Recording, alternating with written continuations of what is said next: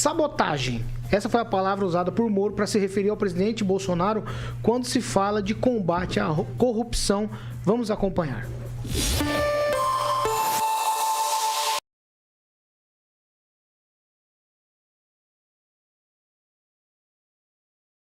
Que eu fiz aquilo que era certo, tanto durante a Lava Jato, como depois dentro do Ministério. Porque eu fui, não foi pelo cargo de ministro. Isso nunca me seduziu, o prestígio, o título de ministro. Eu fui por um projeto.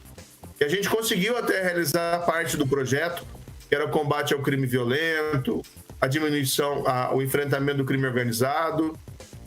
Agora, a parte principal, não só eu via, mas era a parte que os brasileiros que depositaram a fé em mim, que concordaram quando eu aceitei ir para o governo, que era o combate à corrupção, a consolidação do combate à corrupção, todo mundo sabe que eu fui sabotado. Se eu tivesse tido dificuldade no Congresso, no Supremo, faz parte, é natural, né? É 3 poderes. Mas assim, sabotagem pelo presidente da República. Então, o presidente da República, infelizmente, ele mudou as suas prioridades no decorrer do governo.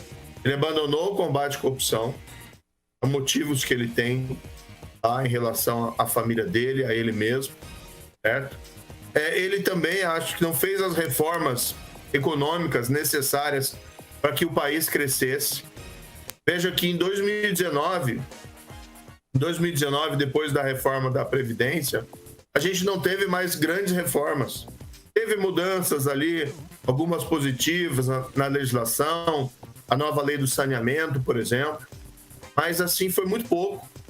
Então, para um governo que se dizia reformista, ele abandonou essa pauta. Tá? Então, assim, eu ouço muitas vezes essas críticas, né, traidor e tal. É claro que a gente lamenta, mas eu tenho a consciência absolutamente tranquila em relação ao que eu fiz. Tinha a percepção muito exata de que naquele momento no governo, em abril de 2020, eu tinha 2 opções.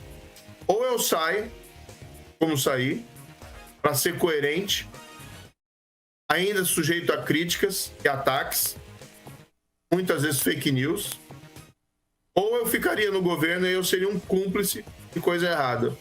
Eu não aceito ser cúmplice de coisa errada. E por isso eu saí. Cirúrgico, hein? Emerson Celestino. Eu queria que o Moro explicasse as contas deles que tá lá no TCU, né? Álvares e Machado, se eu não me engano. Marçal. Né? E Marçal. Né? Marçal. Que estão lá parados. Ele poderia ter explicado isso já há algum tempo.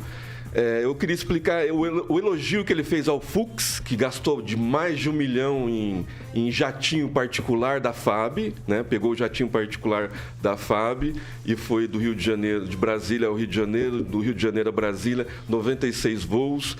E mais um monte de coisa aí com o MBL, né, senhor Sérgio Moro? Muita coisa escondida aí do antagonista. O bom que ele apagou a figura do João Dória.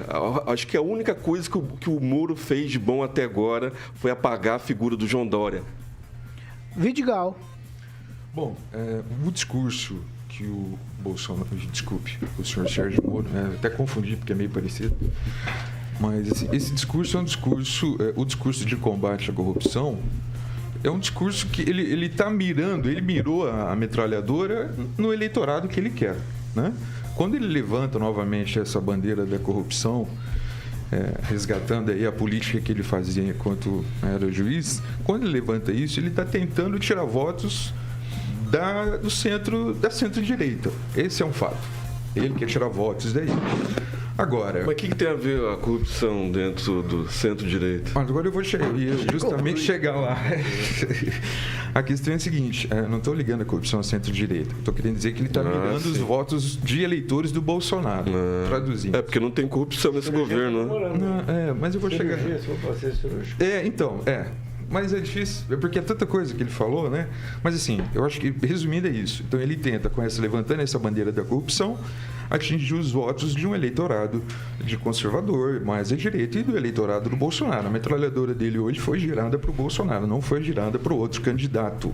Exato. Esse é um fato. Outra questão também, sobre essa questão da corrupção, eu tenho certeza que muita coisa mais à frente virá à tona. Em especial com respeito a quando lá o próprio Bolsonaro, em 22 de abril de 2020, disse que iria interferir na Polícia Federal do Rio de Janeiro. Aí, dias depois, o Moro sai. Então, o que chama atenção, né, falando de corrupção, é o seguinte fato, né? Moro entra no governo, permanece um longo tempo, declara, então, depois que que o presidente tentou interferir junto a ele. Conclui, Paulo. Então, sobre essas questões de corrupção, da interferência na PF do Rio de Janeiro, e como foi o diálogo com o presidente e o então ministro, essas coisas eu penso que virão à tona. Mas ele mirou no eleitorado que ele quer alcançar. Eu vou te dar uma partezinha, vai. Não, é só para falar pro Paulo, quem são os eleitores que estão com o Moro hoje? São os intervencionistas, porque eles queriam que o Bolsonaro decretasse o AI-5 ou derrubasse o Congresso. É esse povo que está apoiando o Sérgio Moro hoje. Paulo Vidigal. Não sei não. Ângelo Rigon. A corrupção foi uma bandeira usada pelo Bolsonaro, hoje é uma flâmula de bicicleta. Aliás, não faz parte nem da bicicleta do governo dele. É porque não tem corrupção. Basta ver que oh, meu Deus do céu, o Moro tem razão ao falar que perdeu espaço, porque quem manda no governo hoje é o centrão do senhor Ricardo Barros, que é um maringaense. Seu Ricardo, com aquela ficha toda corrida o nome do dele. Ricardo nunca foi falado aqui. Faz parte. Algum problema? Você tem algum problema? Nenhum. Então, toda semana. Se apaixona por outra pessoa, por favor. Eu acho que a paixão é tua. Tá bom. Olha, deixa eu terminar. Então vai, é cirúrgico, gente. Mas fala pro rapaz não me interromper. Que então vai. Vocês têm um problema com interrupção. O Moro perdeu espaço por um conterrâneo dele. E por isso que eu tenho que falar, porque o Ricardo não é de Londrina, ele é de Maringá. Entendi. Então, ele perdeu espaço com a ficha que ele tem para o senhor Ricardo Barros. Então, obviamente, ele tem que partir para cima. E ele sabe isso, o Paulo tem toda a razão, sabe muita coisa. Professor Aquito. Prevaricou, então, porque até agora ele não apresentou prova alguma. Deixa eu fazer duas contestações. Uma aqui, cumplicidado com o Carioca, contestando o Moro, que o Carioca fez uma reforma na casa dele. Foi isso, né? Uma grande reforma. E outra minha particular, em relação à ascensão, né, do Moro ao cargo de ministro da Justiça, eu não apoiei. Nas circunstâncias que a gente estava vivendo naquele momento, na efervescência, tem uma coisa maior, né, do que o poder do presidente, o poder do Supremo, é o poder do povo, né? Para mim, o Moro deveria ser preservado e, em abrindo a vaga do Supremo como abriu, ele estaria hoje no Supremo Tribunal Federal por força do povo, querendo ou não Bolsonaro. Então, o Brasil perdeu este cenário de condução dos destinos deste país, infelizmente, né?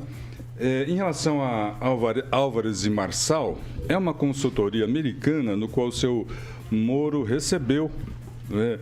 Trabalhou para essa consultoria, que também, esta consultoria, trabalhou para a Odebrecht. Então, infelizmente, né, o Moro caiu, né, nessas inter-relações políticas que acabam uma coisa ligando a outra, trazendo talvez mais do mesmo, e é uma pena.